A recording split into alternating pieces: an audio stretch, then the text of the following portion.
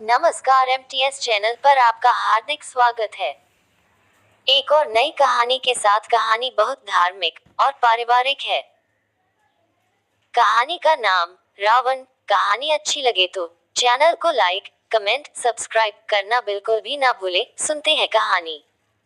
रावण। गरीब भोला गांव की बंजर जमीन छोड़ परिवार सहित रोजी रोटी की तलाश में शहर की ओर कूच करता है। पत्नी शीला और 3 मासूम बच्चों के साथ वो मुंबई जैसे बड़े शहर में चला आता है, जहां उसे अपने सपनों को साकार करना है।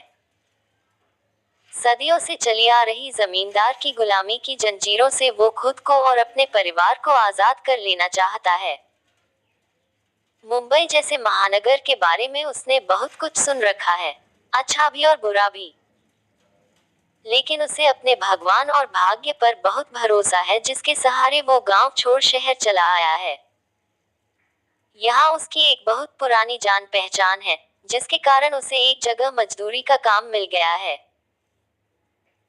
वो बहुत खुश है, परंतु इतने बड़े शहर में अकेले कमाने वाले का गुजारा बहुत मुश्किल से हो पाता है। इसलिए उसके मित्र की सलाह पर ही शीला को भी ठेकेदार मजदूरी का काम दे देता है।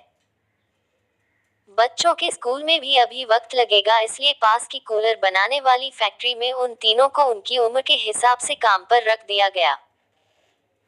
लगभग 1 महीना बीतने को आया। भोला और उसका परिवार ठेकेदार के साथ काम करके खुश था। फिर एक दिन भोला को बुखार ने घेर लिया। उसका पूरा बदन कांप रहा था। वो काम करने की स्थिति में नहीं था। बहुत मिन्नत खिदावत करने पर ही ठेकेदार ने एक दिन की छुट्टी दी थी, लेकिन एक दिन से भला क्या होने वाला था। अगले दिन भोला ने उठने की लाख कोशिश की, मगर सब प्रयास विफल रहे।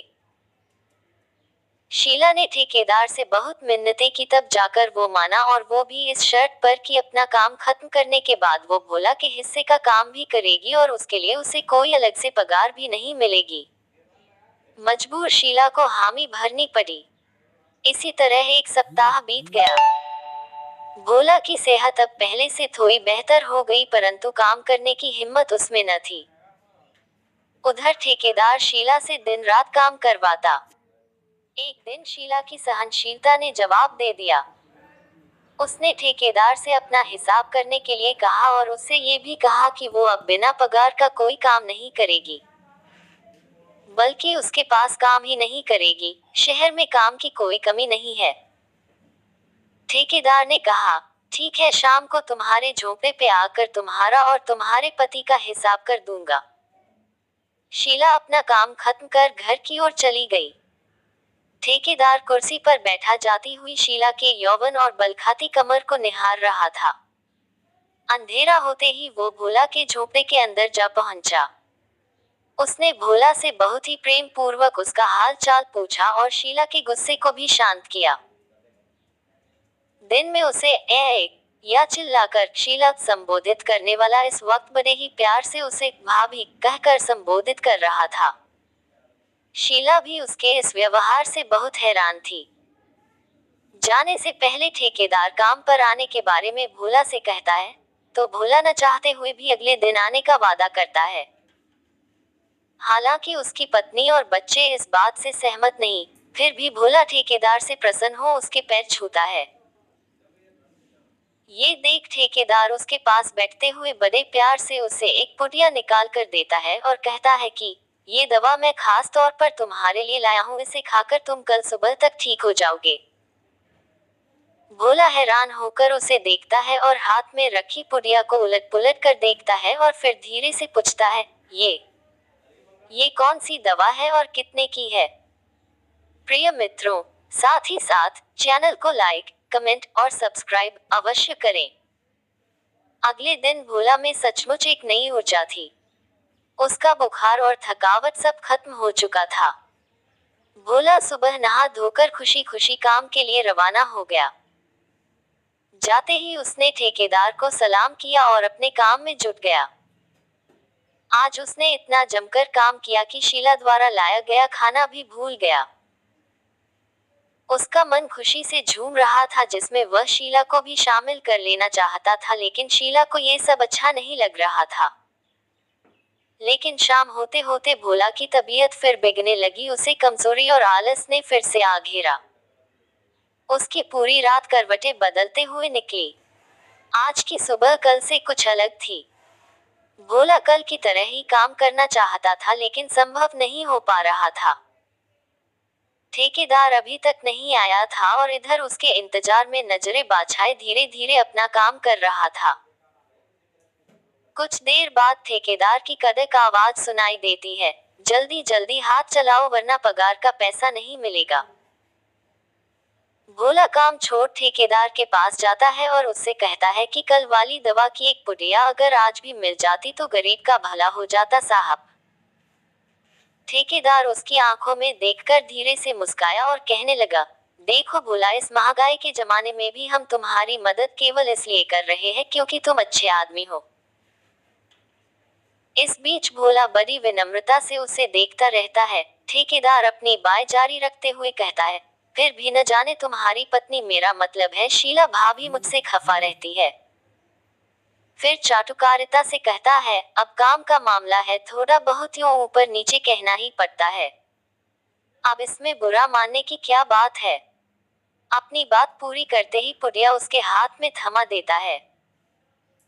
पुड़िया लेकर भोला खुश होते हुए कहता है, नादान है, थोड़ी सरफिरी है साहब, मैं उसे समझाऊंगा, समझ जाएगी। आप नाराज ना हो। कहकर भोला अपने काम में जुट जाता है और शीला भी अपना काम बखूबी निपटा रही है। इसी तरह दिन बीतते रहे। अब भोला पर तेज धूप या बारिश का कोई असर न होता, उसके काम में ऊर्जा और स्फूर्ति बनी रहती। इस बीच वो शीला को ठेकेदार की अच्छाई से प्रभावित करवाता रहता है, जिसका असर शीला पर थोड़ा बहुत हो भी चुका है।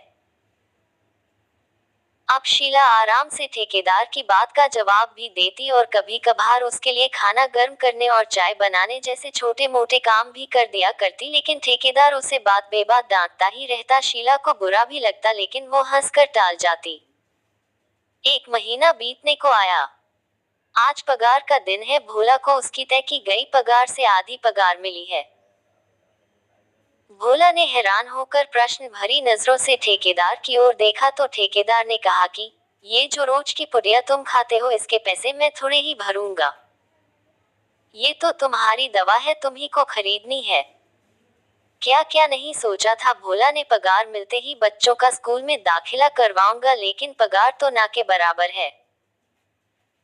शीला की पगार से तो मात्र घर का खर्च ही चल पाता है। अपन आप से बात करते हुए, नहीं नहीं, मैं ठेकेदार से अवश्य बात करूंगा। वो अच्छा आदमी है, मेरी बात को जरूर समझेगा। ये सोचकर वो ठेकेदार के पास जाता है। ठेकेदार उसकी समस्या को सुनकर भी अनसुना करते हुए कहता है कि क्या करेगा, बच्चों को पाकर कोई नौकरी तो मिलने वाली है नहीं, काम तो अंत में अपने ये दो हाथों की कमाई ही आनी है। जिस तरह तुम जी रहे हो वो भी जी लेगा, इसलिए ज्यादा फिक्र करने की जरूरत नहीं है। लेकिन भोला अपने बच्चों का वास्ता देकर कहता है कि आपके द्वारा दिया गया एक एक पैसा मैं चुकता कर दूंगा, बस मेरे बेटे का एडमिशन स्कूल में करवा दीजिए। ठेकेदार उसकी बात सुनकर कुछ सोच में पड़ जाता है और जल्द ही कुछ करने का आश्वासन देता है। अगले दिन ठेकेदार भोला को अपने पास बुलाता है और कहता है कि मैं रुपए तो तुम्हें उधार दे दूं, लेकिन सोच रहा हूं कि वापस चुकाने में तुम्हें बहुत मशक्कत करनी पड़ेगी। भोला हाथ जोड़कर कहता है, कोई बात नहीं साहब, मैं मरते दम तक काम करता रहूंगा और आपकी उधारी चुकता कर दूंगा। बस मेरे महेश का स्कूल में दाखिला हो जाए। आप कहे तो मैं अलग से और काम करने को भी तैयार हूँ। भोला ने लगभग हाथ जोते हुए कहा, अरे नहीं रे भोला, तुम कितना काम करोगे। हाँ, एक काम हो सकता है, तुम शीला से कह शाम को मेरे घर पे खाना बनाना तथा कुछ अन्य छोटे बड़े काम कर दिया करे। बदले में मैं तुम लोगों की मदद कर दिया करूंगा और दवाई तो तुम ले ही रहे हो। ठीक है। आश्वस्त होकर भोला घर की तरफ चल दिया और वहां पहुंचकर सारी बात शीला को बता दी। पहले तो शीला का मन नहीं माना, लेकिन फिर महेश का सोचकर उसने ये काम स्वीकार कर लिया। अब हर रोज शीला दिन में मजदूरी और शाम को ठेकेदार के यहाँ काम करती, रात के 11-12 बजे थक कर घर आती और सो जाती। उधर ठेकेदार हर वक्त उसे अपने जाल में फंसाने की तरकीबें ढूंढता रहता कि एक दिन उसे ये मौका मिल ही गया। उस रात शाम से ही गहरे बादल घिर आए थे। ठंडी हवाओं ने वातावरण को सुहाना बना दिया था। बादलों के बरसने का अनुमान था। मौसम को देखते हुए शीला ठेकेदार के घर का काम जल्दी से निपटाकर जल्दी से वापस चले जाना चाहती थी कि दरवाजे पर दस्तक हुई। दरवाजा खुलते ही सामने ठेकेदार खड़ा था, वो भी नशे में मस्त। उसकी आंखों में लाल डोरे चमक रहे थे। शीला उसे वही दरवाजे पर छोड़ किचन की तरफ बढ़ गई। ठेकेदार अंदर आ गया और सोफे पर बैठ गया।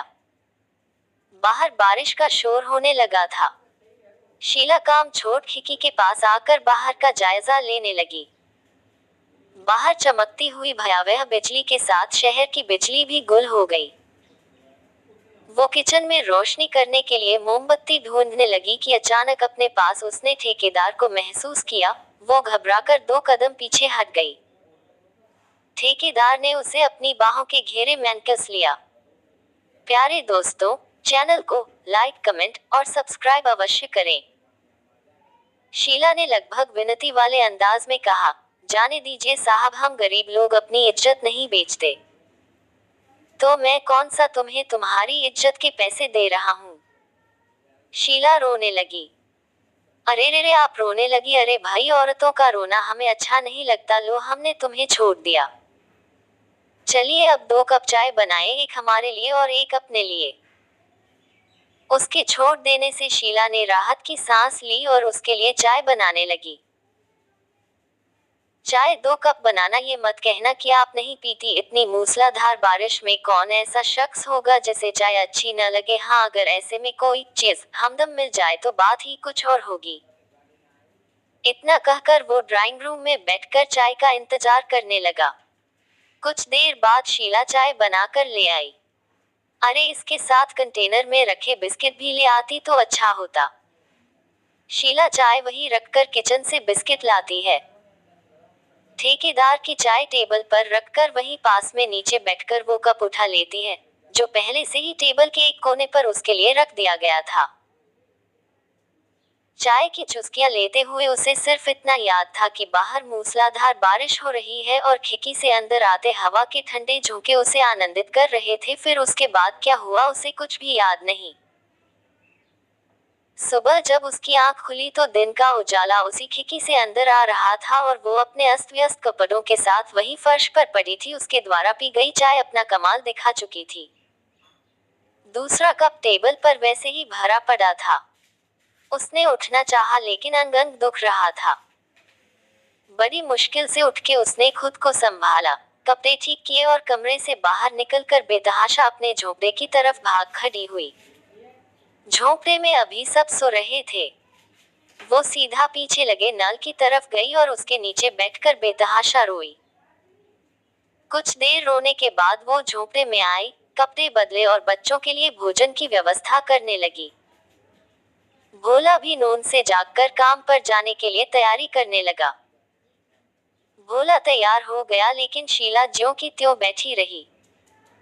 भोला के पूछने पर उसने काम पर जाने से ये कहकर इनकार कर दिया कि उसकी तबीयत ठीक नहीं है। आज शीला काम पर क्यों नहीं आई? ठेकेदार ने अपनी भारी भरकम आवाज में भोला से पूछा। हाँ साहब, उसकी तबीयत कुछ ठीक नहीं थी, आराम करना चाहती है। भोला ने उसके हाथ से ली हुई पुड़िया खाते हुए कहा। क्या हुआ? ठेकेदार ने प्रश्न किया। मालूम नहीं साहब, ज्यादा बात नहीं की उसने, कहकर भोला अपने काम में जुट गया। शीला का पूरा दिन लेटे लेटे ही बीत गया। शाम के समय उनका ही एक साथी मजदूर उसके झोंपड़े पे आया और ये बता गया कि ठेकेदार ने तुम्हारे बेटे का एडमिशन करवा दिया है। स्कूल की वर्दी और पुस्तकों सहित अन्य सामान भी उपलब्ध करवा दिया है। ये कहकर वो व्यक्ति चला गया। शाम के समय जब भोला घर पर आया तो उसने भी यही सब बात दोहराई। वो बेहद खुश लग रहा था। उसने बताया कि ठेकेदार ने बताया कि इन सब पर 25,000 रुपया खर्च आया है, जिसे हम दोनों दिन रात मेहनत करके चुकता कर देंगे। कुछ सोचते हुए बस एक बार हमारा बेटा पढ़ लिख जाए फिर जीवन आराम से कट जाएगा। शीला ने कोई प्रतिक्रिया जाहिर न की, उसका मन बेहद उदास था। वो भोला के कंधे से लगकर जी भर कर रो लेना चाहती थी, परंतु वो ऐसा न कर सकी। अगले दिन शीला फिर से काम पर नहीं गई। वो ठेकेदार के पास काम करना नहीं चाहती थी। जब ये बात उसने भोला से कही तो वो कुछ सकपका गया और उसने यही बात ठेकेदार से जाकर कह दी। न जाने उसे क्या हो गया है साहब, वो कभी ऐसी न थी, दिन या रात बिना रुके बिना थके काम करने वाली है वो। तबीयत ठीक नहीं होगी, कुछ दवाई वगैरह खाए क्या? ठेकेदार ने संवेदना जताई। नहीं साहब, अभी तो नहीं। भोला ने निराशा से सर हिला दिया। तो ऐसा कर भोला, आज से तू दवाई की एक और पुड़िया ले जाना और शीला को भी दे देना।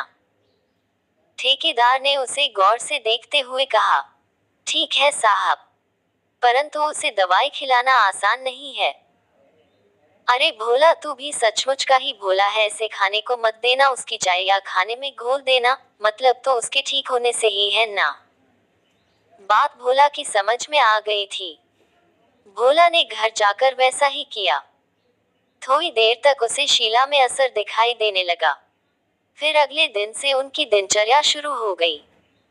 दोनों काम पर जाने लगे। अब शीला भी भोला की ही तरह ठेकेदार के बस में आ चुकी थी। सब समझते हुए भी वो अनजान थी। मन से वो ठेकेदार के साथ काम नहीं करना चाहती थी।